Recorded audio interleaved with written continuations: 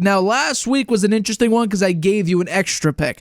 Totality, I went 5-2 last week. Now my overall record moves to 27-30. We're getting closer to the 500 with time running out. But this is week 12. It's time to jump into it. You already saw the first one, a little bit of a spoiler, but let's jump into it by giving you my first pick of the week 12 version of the Harvey Hot Hand. So here it is. Lions at Colts. So this one's an interesting one. I don't understand. I looked around some of the other people making picks, and I found out that they're picking the Colts to cover this point spread. I don't understand why. The Lions defense ranks 5th in scoring and 5th against the run. Indy's strength is Anthony Richardson's mobility and Jonathan Taylor. The Lions have a very suffocating defense, especially in man coverage. They run it the most in the NFL, which is 47.1% of their dropbacks. They hold QBs to a 54.8 passer rating, which is the lowest in the NFL by 14 passer rating points. They dominate in man coverage. They also have 8 interceptions while playing man as well. Richardson is god-awful against man. 40.4% completion percentage, only 325 passing yards, 3 touchdowns, 2 picks.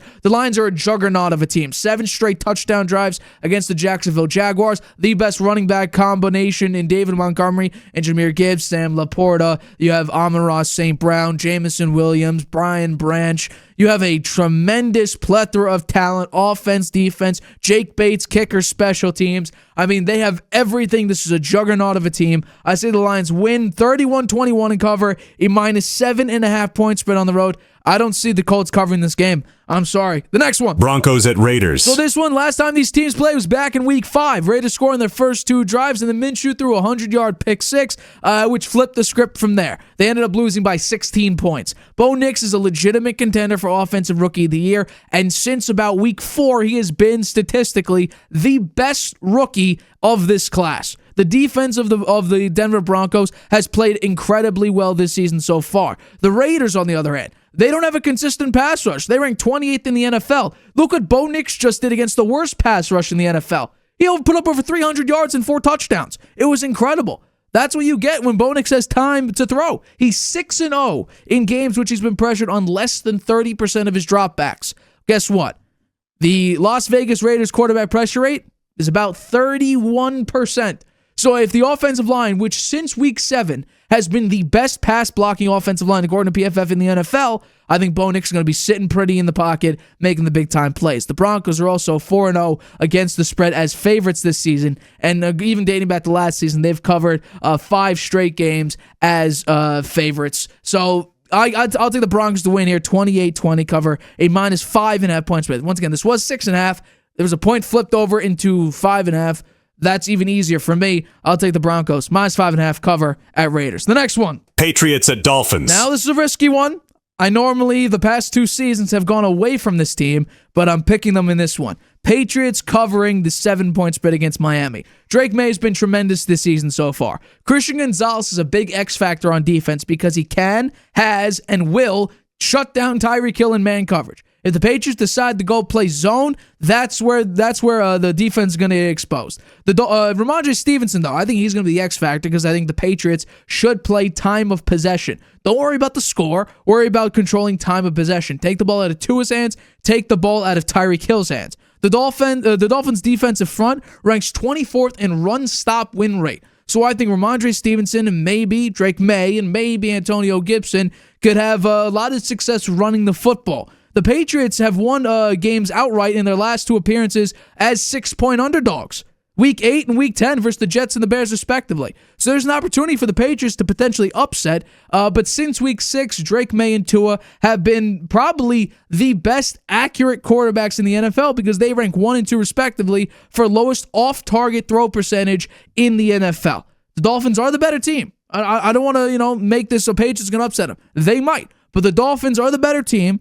But with Drake Maye playing as well as he has, I will take the Patriots to cover a 7-point spread, but the Dolphins do end up winning 27-21. Let's go to number 4. Eagles at Rams. So I'll take the Eagles here. I don't understand this point spread. It's only -2.5. Eagles are on a 6-game winning streak, with 3 out of the 6 of their victories being 1 score. The other ones, they blow them out of the water. The Eagles have 150 rushing yards and 2 rushing touchdowns in 5 straight games. That's the longest streak since 1988, with the Cincinnati Bengals, who also had 5 straight games of 150 rushing yards and 2 touchdowns in those games. The Eagles' defense is number 1 in the NFL in total defense, number 1 graded according to PFF. They're number 1 defense in coverage. They're number 2 in pass rush. Stafford is the lowest rated quarterback while under pressure.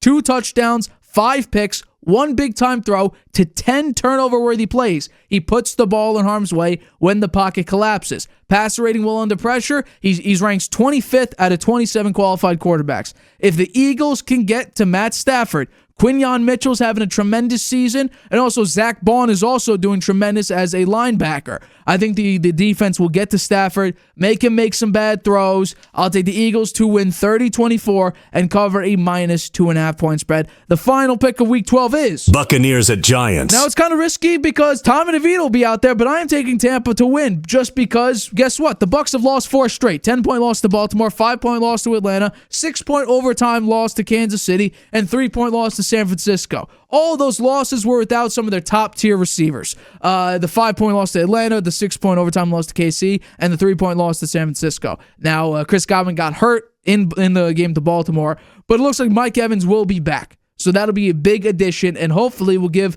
Baker Mayfield another added weapon and more comfort while in the pocket. But Tommy Cutlets is out there now. He's taking over the starting role after Daniel Jones got benched and then ultimately asked for his release, which the Giants granted today. But the big thing for this game will be pressure. Since Andrew Thomas went down in Week 7, the Giants have had the lowest graded and lowest rated pass block efficiency percentage in the NFL and lead the league in quarterback hits allowed in that time frame. So Tommy DeVito may get rocked in this game against Tampa. But when he played last year, the 5 games he did start, he ranked 22 out of 27 quarterbacks while under pressure. 50% completion percentage, dead last in passing yards, 25 out of 27 in yards per attempt with only 4.1, 1 touchdown, no picks. He wasn't great. He was one of the worst quarterbacks while under pressure. The Giants also don't stop the run very well. They're 29th in the league in stopping the run. Meanwhile, Tampa Bay's a top 10 rushing team. They're actually number 10 in rushing. So I expect Baker Mayfield in this offense to be humming. I expect the defense to disrupt Tommy DeVito. And if Malik Neighbors is out, which it looks like he might be with a groin injury, he hasn't practiced, I think this should be, smooth sailing for Tampa. They end the 4-game losing streak, get back in the win column, and those are my picks. Quick recap. I got let me bring it up real quick. I got the Lions -7. I got the Broncos -5.5. I got the Patriots +7, Eagles -2.5, and Tampa Bay -5.5. Those are my Week 12 picks. I feel good about it. And if I had to give one of those extra ones like I did last week, another one that I have betted on is the Chargers +3 against the Ravens, because I have a lot of faith in Jim Harbaugh in the Brother Bowl to defeat his brother. Hi, everybody. Thanks for watching. Make sure you subscribe here to get the latest from the show. Also, if you want to check out the full episode, make sure you click the I in the top right-hand corner right now. If you want to listen to this show anywhere you go, make sure you go to anchor.fm/The Harvey Hour or anywhere you get your podcasts.